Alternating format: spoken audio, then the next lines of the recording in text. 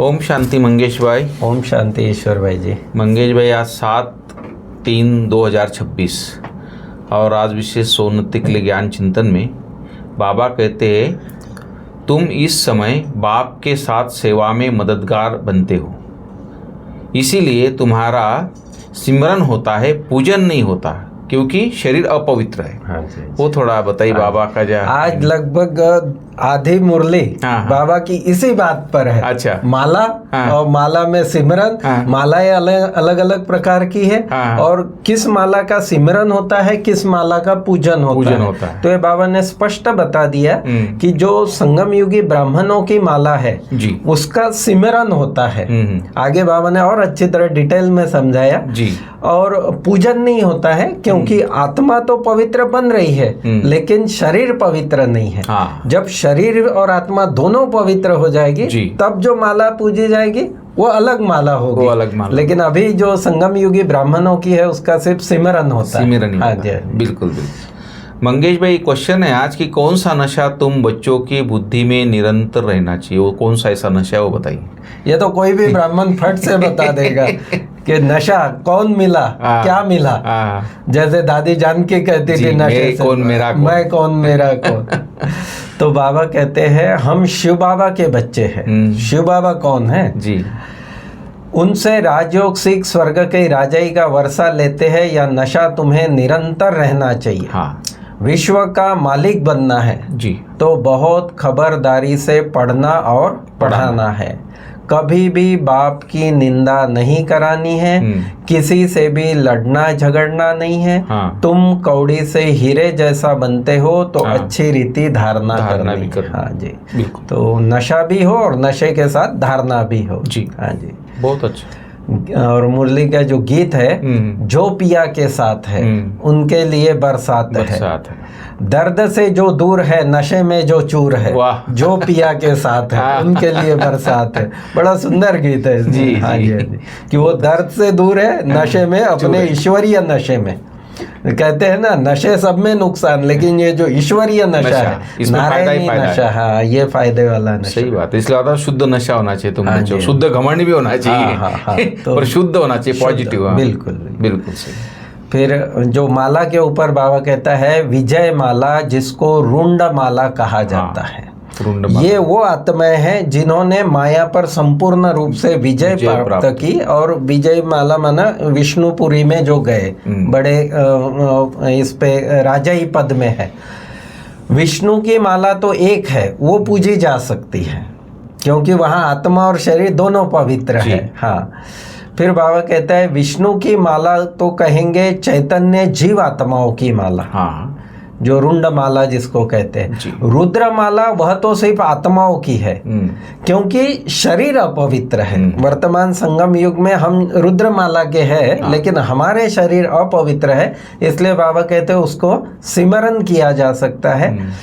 रुद्र माला पूजी जाती है, परंतु नहीं पूजी नहीं जाती है जब नाम ही है सिमरनी माला कहा जाता है उसको। तो बाबा कहते हैं वो सिमरन ही होता है।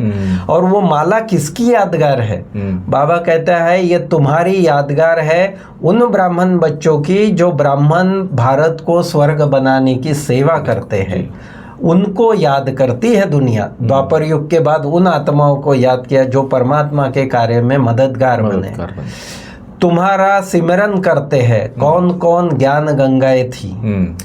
अभी भी देखते हम, अभी भी संगम युग पे भी हम अपनी बड़ी दादियों को, दादी प्रकाश मणि ले लो, दादी मनोहर दादी ले लो, चंद्रमणि दादी जी ले ले, जानकी दादी जी, हृदय मोहिनी, सबका हम गुणगान करते ही है ना।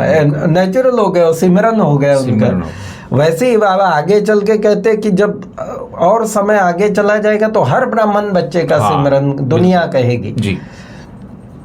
सदगुरु, फिर बाबा आज गुरु के ऊपर भी समझा, जैसे माला के ऊपर अलग अलग प्रकार से बाबा ने समझाया, आज गुरु के ऊपर भी बाबा कहता है सदगुरु एक ही है। वही सर्व का सदगति दाता है। सच्चा सदगुरु मनुष्य कोई हो ना सके। चाहे कितने भी बड़े बड़े टाइटल ले ले, कुछ भी करे, बाबा कहते हैं सच्चा सदगुरु एक शिव बाबा ही है। जब सब आत्माएं तमो प्रधान अवस्था को पाती है तब मैं आकर सर्व की सद्गति करता हूँ, सब वापिस जाते हैं, फिर नए सिर चक्र शुरू होता है।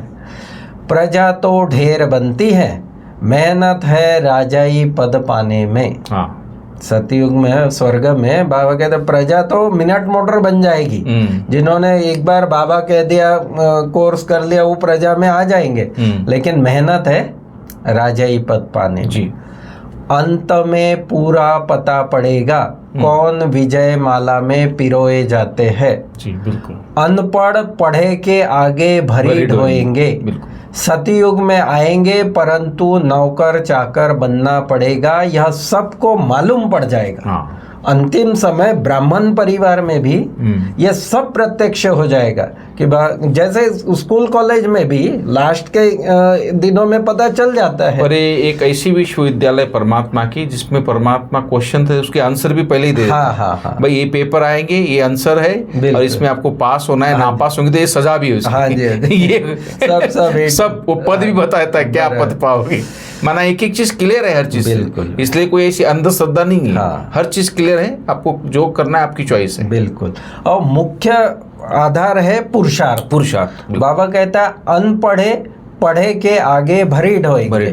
माना वहाँ फिर ऐसा ही नीचा क्वालिटी का पद मिल जाएगा। जैसे बाबा ने कहा आएंगे सतयुग में स्वर्ग के सुख भी भोगेंगे, लेकिन नौकर चाकर दास दासी। तो इसलिए बाबा कहते हैं अभी जितना पुरुषार्थ अच्छा कर लेंगे उतना उच्च पद पाएंगे। फिर बाबा कहता है बाबा ने रात को भी समझाया, क्योंकि बाबा की रात की भी क्लास होती थी ना, तो बाबा ने रात को भी समझाया जो अपने को होशियार समझते हैं वह ऐसे ऐसे पत्र लिखे। अच्छा। और उस समय बाबा मम्मा मैक्सिमम सेवा ये होती थी कि बड़े बड़े टॉप लीडर्स जो थे सारे वर्ल्ड के, उनको बाबा लेटर लिखता था, मम्मा लेटर लिखती थी। बड़े बड़े धर्मगुरु या जो भी रिनाउंड पर्सनैलिटीज थी ना, मम्मा भी लेटर लिखते थे जी। हाँ।